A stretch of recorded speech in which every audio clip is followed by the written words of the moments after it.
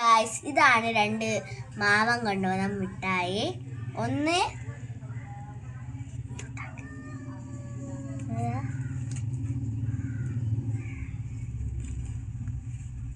പിന്നെ ഒന്ന് ഇതും. ഇത് നമ്മുടെ കുറെ വീഡിയോസിലൊക്കെ നിങ്ങൾ ഈ മിഠായി കണ്ടിട്ടുണ്ടാവും. അപ്പൊ ഗൈസ്, നമുക്ക് ഇത് അൺബോക്സ് ചെയ്യാം. അപ്പോൾ നമ്മളിത് തുറക്കാം.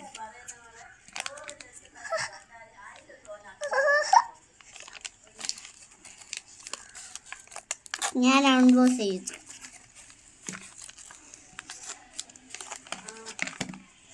മെൽട്ടായിട്ടുണ്ടായിരുന്നു.